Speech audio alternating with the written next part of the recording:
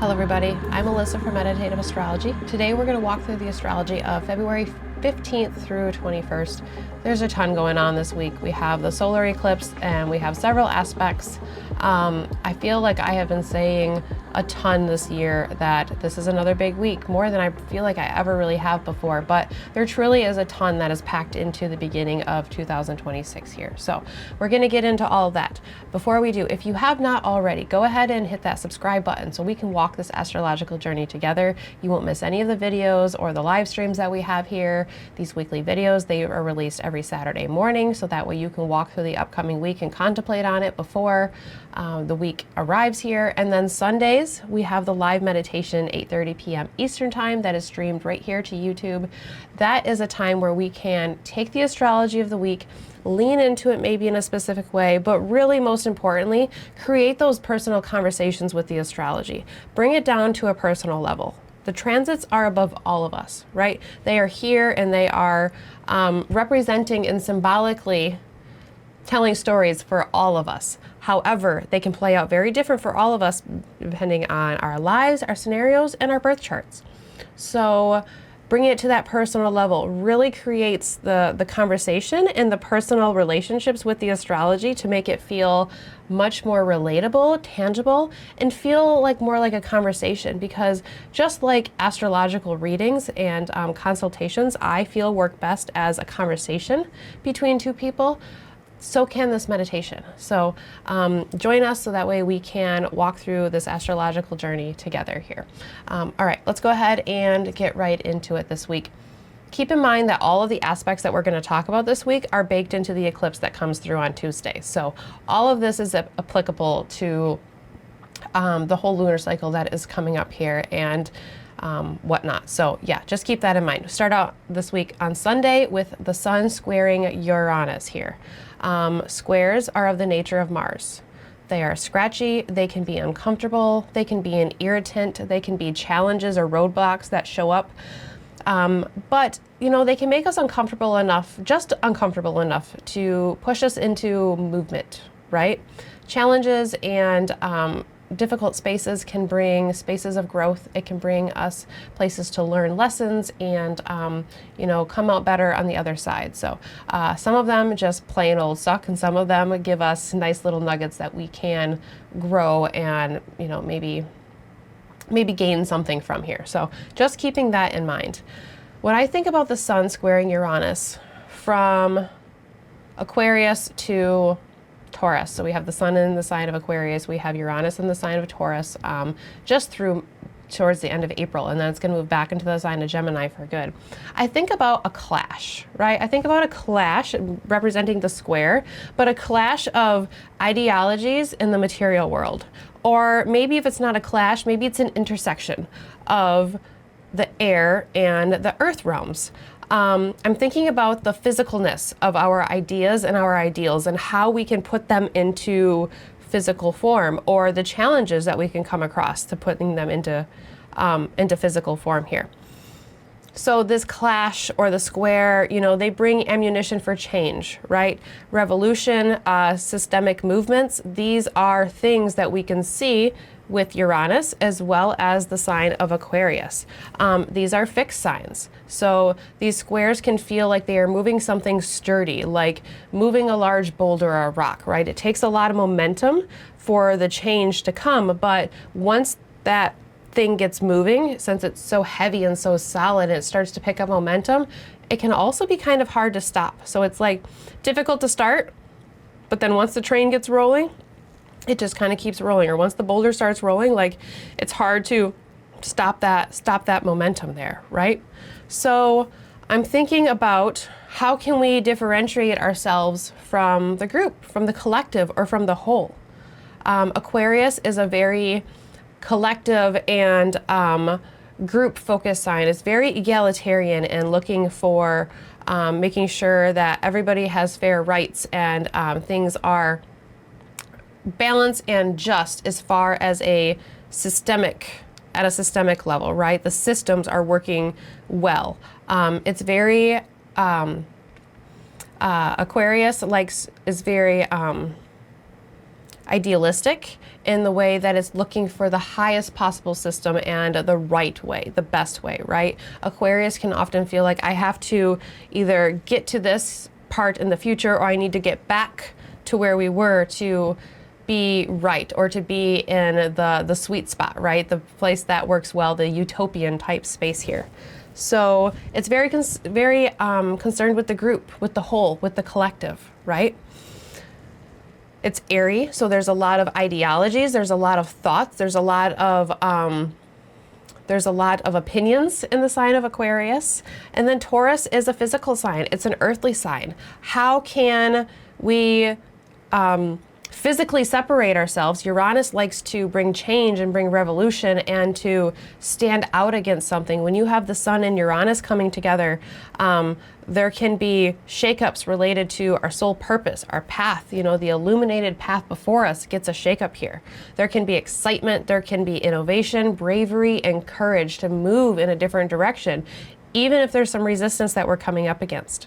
So how can we differentiate ourselves from the group mentality, right? While still being a part of the bigger picture, or the bigger puzzle, because the Aquarian energy is not just a one and done with this square here, right? We have had several planets that have moved through the sign of Aquarius here, and will continue to do so. Pluto has been working on the sign of Aquarius for all of us for a little bit now, and now we're moving into an eclipse cycle that is in the sign of Aquarius. So this square, being that they are at later degrees, it's 27, so we still have a couple degrees left of the sign here, and we still have a few months with Uranus in the sign of Taurus. But I'm wondering what shakeup might come through with this square that will lead into bigger ripples with the Aquarian energy that we have going on. Again, we have the eclipses, Pluto's making its way through there. You know, Jupiter is going to move into the sign of Leo, so it's going to oppose Pluto this year. So really Aquarius is getting quite a focus here, and has been maybe a little bit behind the scenes, you know, if Pluto doesn't feel so loud super right away. But yeah, I'm wondering where that shift will start and initiate for some of us with this square that we have here. There can be lots of excitement. There can be innovation. It can feel like there's a fire lit inside of you to change something or do something different.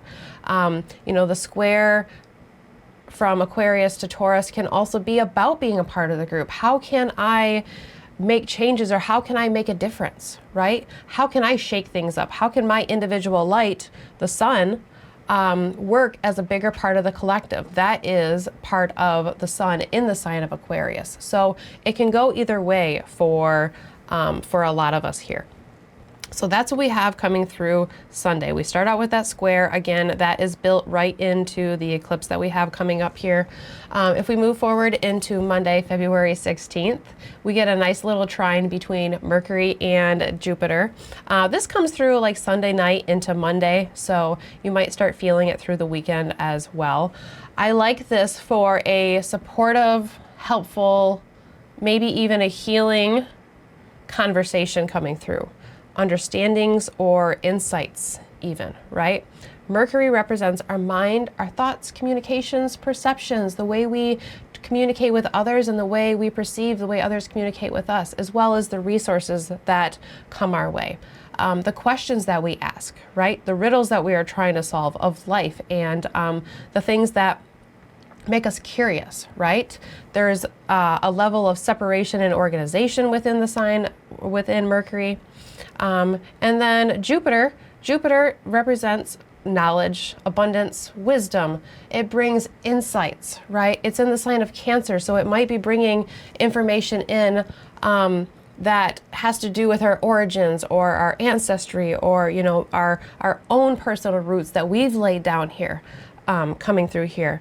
It's a trine. Mercury is in the sign of Pisces, so it's in Jupiter's sign. So there's some reception between the two of them, and it's a water trine, right? So when I think of water, there's something ancient within water, right? There's something primal, there's something instinctual, and there's something very connected. Water connects all of us because we all need water. All living things need water to some sort of degree. So there's a connection. Think about waterways. For a very long time, people have traveled by waterways, and waterways have connected different land masses and different groups of people in different types of ways. So there's something that feels very primal, instinctual in the water signs here. So maybe being able to tap into something like that. Again, with Cancer being the place of roots and origins, and the place of the moon, which reflects what has happened, right? So bringing forward the past in the memory body. Wondering about old, or things that feel ancient, things that feel quite a bit deeper, possibly coming up here. I'm wondering about the ability to aid in changes or alterations here. And this is interesting because Mercury in the sign of Pisces is considered to be in its detriment, right? It's opposite its ruling sign of Virgo. It's in Jupiter's sign, and that's who it's making the trine to, is Jupiter. Jupiter is exalted. So Jupiter is lifted up into maybe a place that feels very comfortable for her, and maybe lifted up to a higher place where Mercury is not able to quite be like Mercury. It's not Virgo, and it's not Gemini. So it's not that we can't get good things out of Mercury and Pisces. Mercury and Pisces can be so creative and so fluid and adaptable. It can be very receptive and very empathetic, and it can be so artistic and so romantic. However, it cannot pull things apart the way Mercury likes to do. It can't ask the questions and get the clear answers, right? We don't necessarily get clear answers in the sign of Pisces. Jupiter is exalted in the sign of Cancer. Jupiter brings growth and abundance and things that are proliferating. We have the space of the moon in Cancer, right? So we have the mother, we have the place of birth and nurturing and where we've come from. So that can be very Jupiterian. And obviously you can see the connections there. So I'm wondering about Jupiter's ability to aid in changes and alterations that we have related to Mercury. Because again, Mercury is not able to function quite the way that it wants to. And then I think about retrogrades as well here. So Jupiter is currently retrograde. Mercury is going to go retrograde next week. So the alterations and the changes that are here in the here and now, as well as that are coming, can Jupiter give us a little insight to help us through that? Can there be some sort of understandings or helpful supportive communications that can come through now that might help us in the future, right? It's like a little pre-nugget that will come back up for us in some sort of way. So I'll leave that with all of you to consider. And then again, just highlighting that, these are the places of origin, Cancer, like we've already mentioned, and the place of reflection, Pisces. So could this bring the reflection of the path of some sort of process, right? Considering the origins or the seeds of something.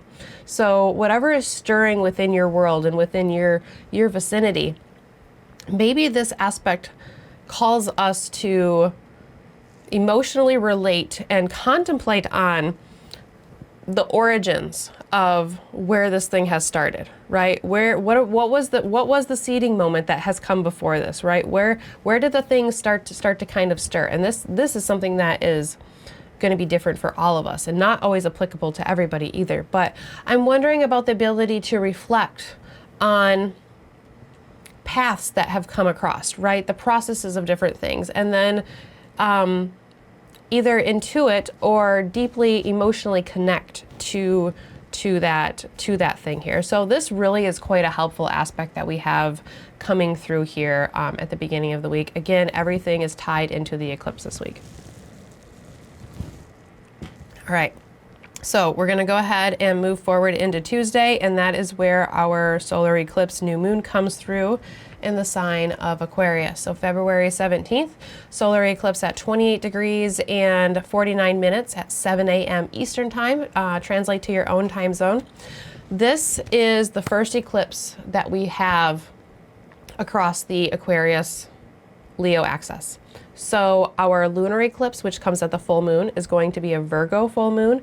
The nodes are still in Pisces and Virgo. So this is an out of sign eclipse, but it's facilitating that transitional moment where we're moving from one eclipse cycle to the next eclipse cycle. And we're going to have some changeover for a little while yet. We're not quite done with Virgo and Pisces here. So stepping into new spaces and new processes here with this first eclipse, having us, it's like the first eclipse coming through is like entering a new room or house if we're looking at the birth chart. So entering the room of Aquarius, Leo, entering the houses, right? It's stepping into new waters. So we're kind of just getting oriented.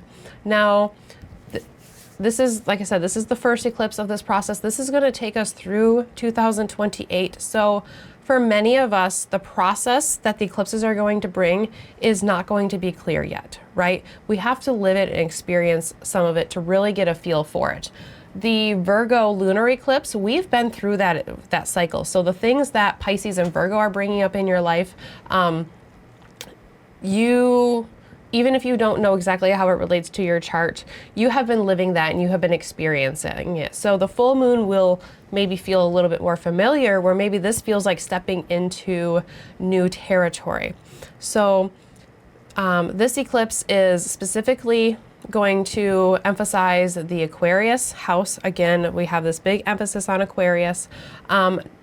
Not looking at Leo quite so much yet because we don't have any action going on there. The nodes have not shifted yet here. So specifically looking at Aquarius for this North Node eclipse, solar eclipse. So it's a new moon, right? It's a seeding moment as we are starting into the new eclipse cycle. So new spaces, new processes. Now, I don't want, this is kind of tricky because seeding moments often will feel like a breath of fresh air, right? You're stepping into something new, new territory, it's exciting, and it can be. However, we cannot deny the difficultness of eclipses, right? If you think about what an eclipse physically is, at the time of the new moon eclipse, the solar eclipses, the light of the sun is literally put under a shadow or blocked out. When we look at the lunar eclipses, the light of the moon is literally obscured, right? So nature's natural processes are halted temporarily. Everything stops and stands still. It's like, whoa, what just happened? So eclipses can be overwhelming. Traditionally, there was a lot of negative connotations and omens and superstitions and different rituals and things like that, or not necessarily rituals, but lots of concern when it came to the eclipse and being under the effects of the eclipse. So they are not inherently positive or negative.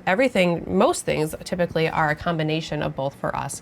But when we talk about things being, new spaces and new cycles starting, there's just kind of a new agey tendency to really emphasize that as being inherently positive. And I just want to make sure that I'm not giving off that tone, I suppose, here.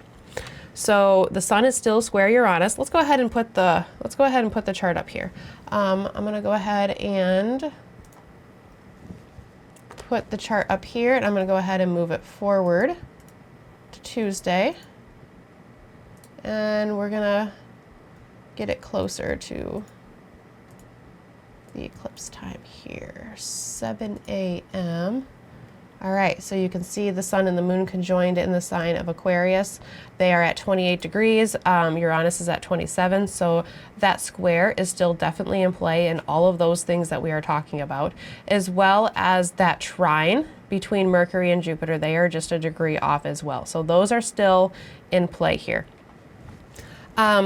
So the elements of change, the elements of shifting, and the revolution of Uranus is all in play. All that we talked about with the sun and Uranus. But that resources to be able to communicate it with Mercury and Jupiter can be a helpful element that we have coming through here.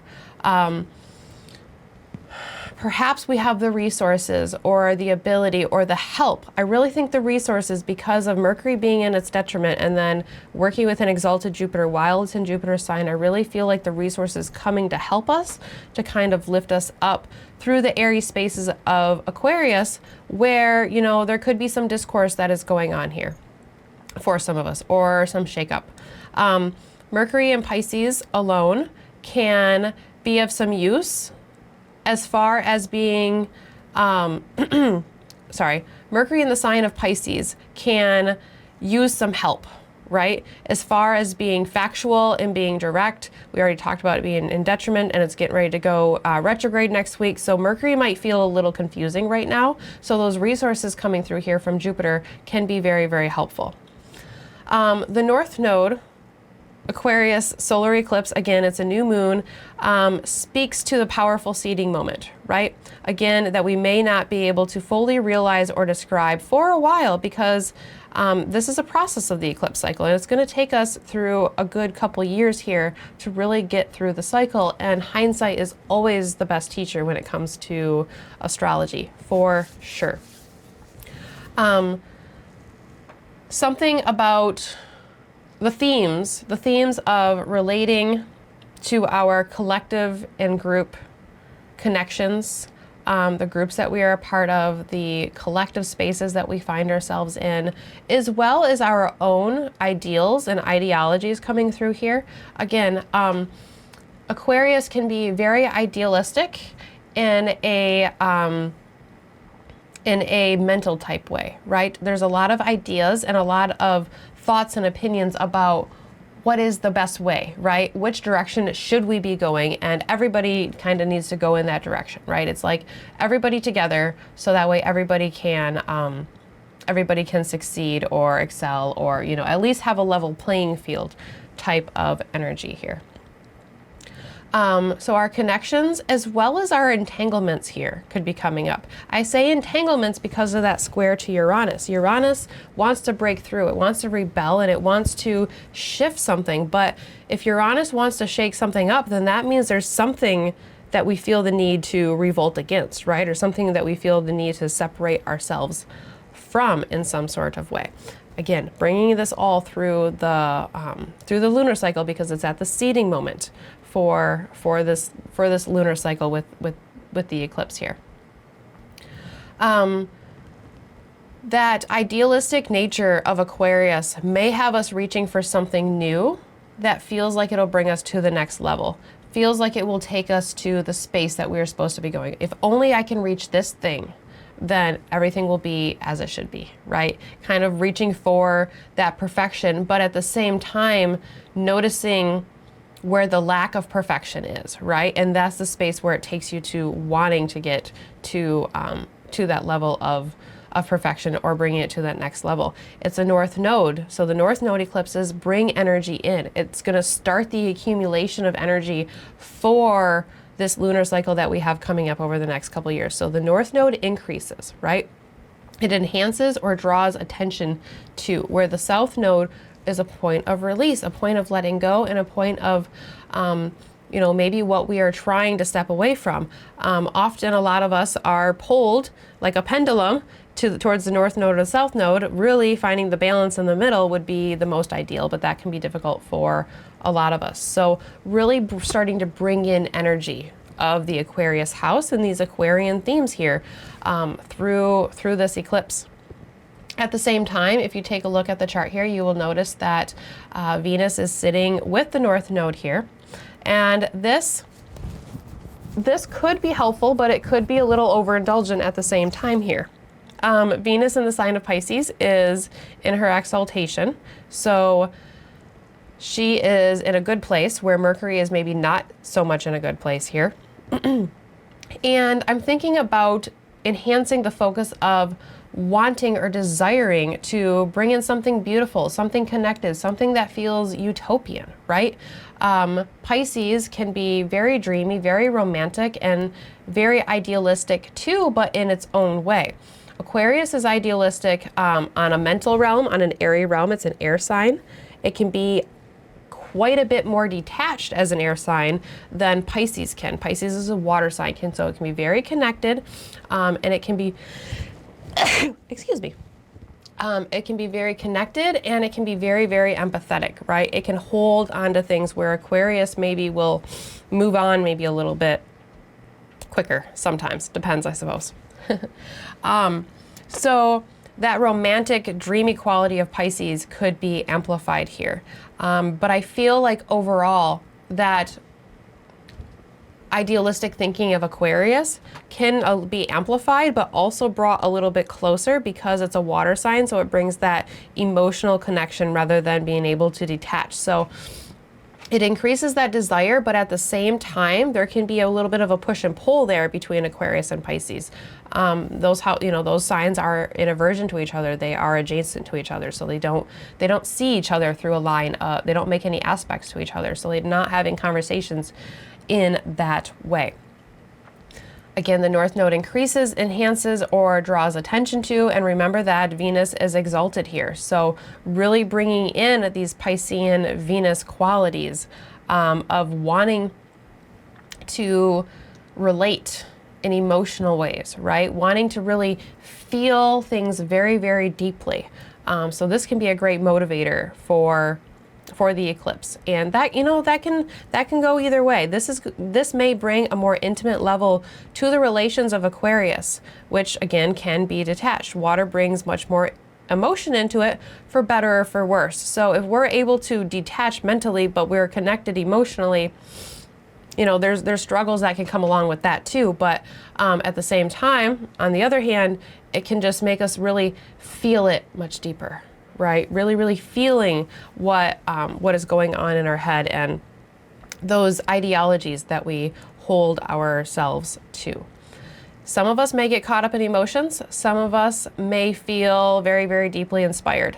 The downfall of the North Node is overindulgence and overattachment. Too much, moving towards too much, right? The North Node can pull us in to material entrapments in different ways. So just making sure we are not overdoing it here with Venus being on the North Node. It can be very easy to get lost in the soup with Venus and Mercury both in the sign of Pisces here. So just keeping that all in mind for all of us. All right, if we go ahead and move along here to Wednesday, after the eclipse, the sun's going to go ahead and move into the sign of Pisces.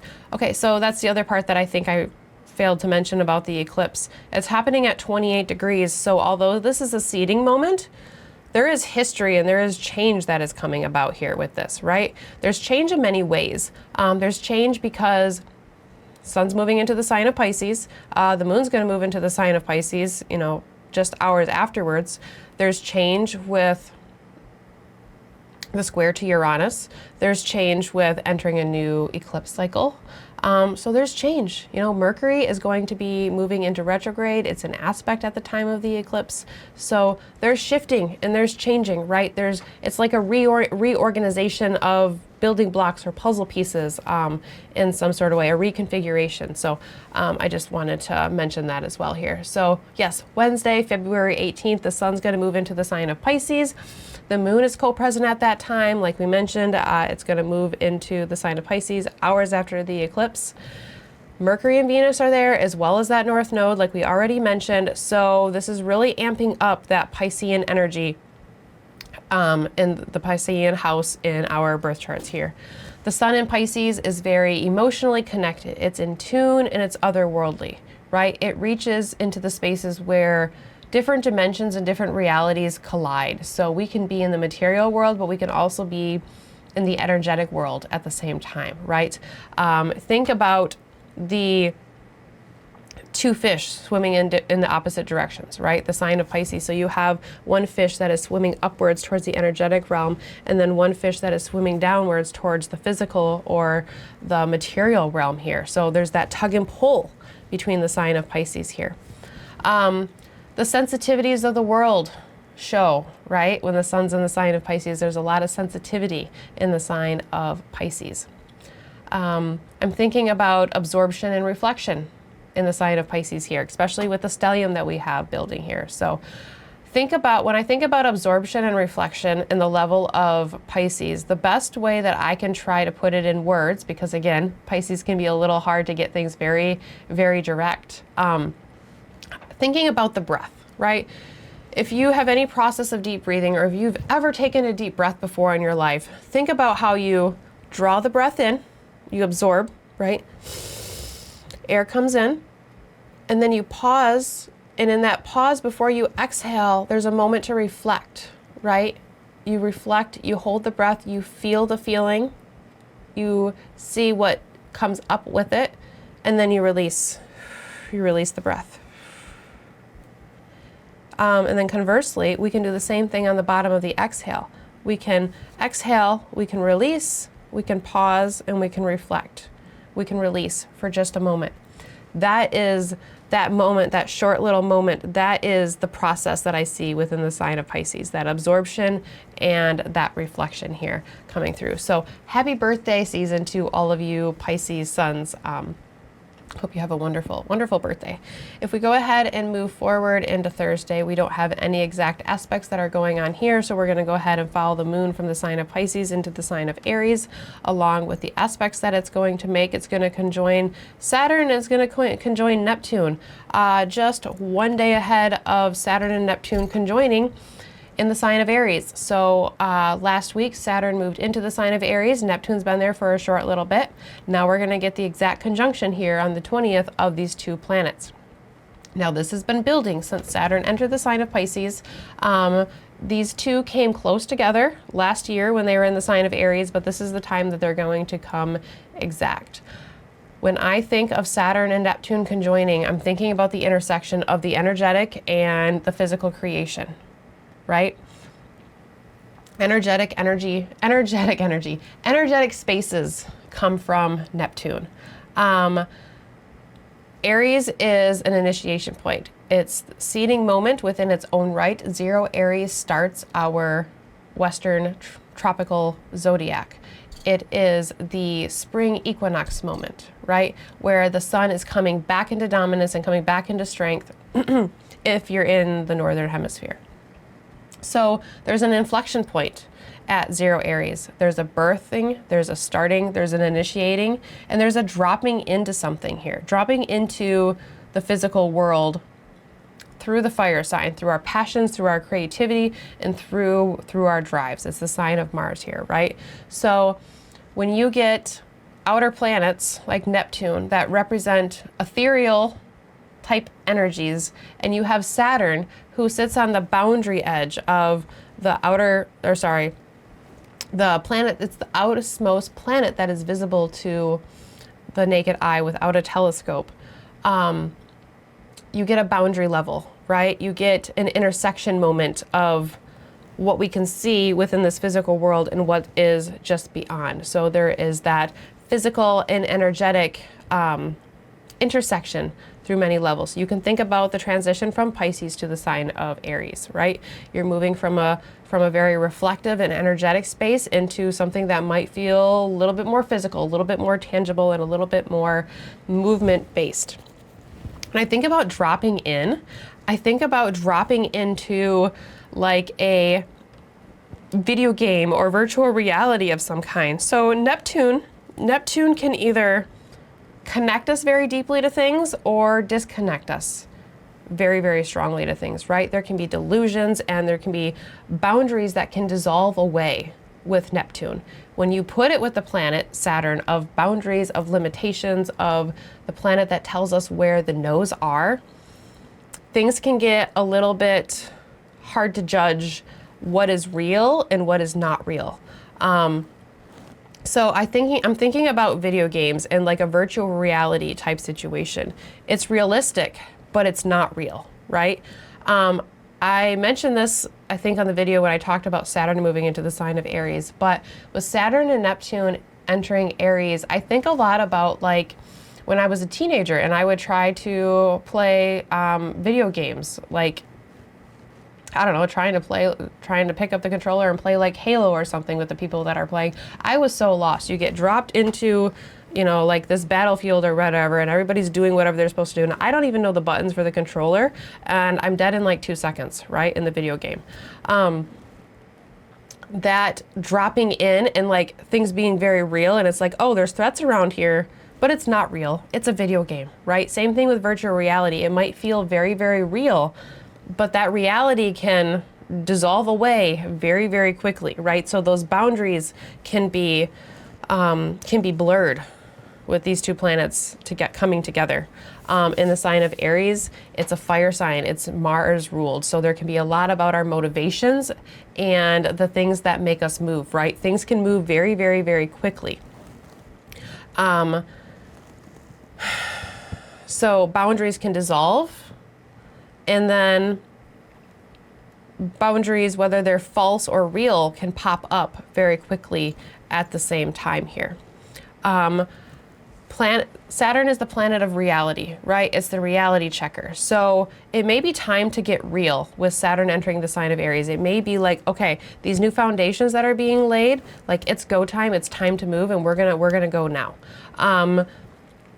But when it's time to get real and reality is misleading, when Neptune is there, things can be very, very confusing. Saturn requires truth. It requires integrity. Neptune fogs, dilutes, but it also envelops and intoxicates us within something. Our beliefs, systems, and autonomy are mixing in fire with these planets coming together. So I'm thinking about like an ignition of our convictions. There's a lot about our beliefs, right? The things that we feel deeply within us with the planet Neptune here. And Saturn has some really hard lines. It doesn't like gray, it likes black and white here. So our beliefs, the systems that are a part of our lives, and our own autonomy and our ability to stand on our own feet here, all mixing together, right? There's a lot going on in this battlefield of the sign of Aries here when these planets are coming together. Taking time to stop and breathe is really, really important. Making sure we are not moving too quickly. Aries is very well known for, like act first, think later. So Neptune can kind of dissolve our judgments, right? There's a vulnerability in the sign of Aries because it's just dropping into that energy and it's just rolling with that creative energy of the fire, right? So it's not necessarily thinking about the dangers. So keeping that in mind here as Saturn and Neptune conjoin this week, February 20th. And then we move forward into Saturday, the 21st. We don't have any exact aspects. That Aries moon is going to take us into a Taurus ingress around 6:30 p.m. Eastern time. So there's a lot going on here this week. There's a lot of structural shifting. There's a lot of new energies that are coming through here this week here. There's some helpful things, and there's some other things that might really kind of stir things up. For many of us, it will feel like there's challenges. It will feel like there are mountains that feel like they are going to take a lot of work to get through. For some of us, it's going to feel like we are stepping into brand new energy and we are renewing ourselves, right? Or some sort of combination of the two. I like to put those extremes out there because nothing in astrology is inherently positive or negative. It has a whole lot to do with what we have going on in our own little corner of the universe here. So, with that being said, I hope everybody has an absolutely wonderful week. Here we enter eclipse season. It's going to take us through this lunar cycle. The full moon is going to be a lunar eclipse in the sign of Virgo. So, and then the eclipses or the nodes will shift into Aquarius and Leo later on this year. We will still get another Pisces eclipse, I think, at the beginning of next year, and then we're going to be rolling through this for the next couple of years. So we're definitely going to be talking about it a lot more. So yeah, take care. Have a great week. If you haven't already, subscribe to the channel, and I will see you at live meditation Sunday night, 8:30 p.m. Eastern time. Happy days, happy life, take care, and yeah, just take care. That's all I have to say. Bye now.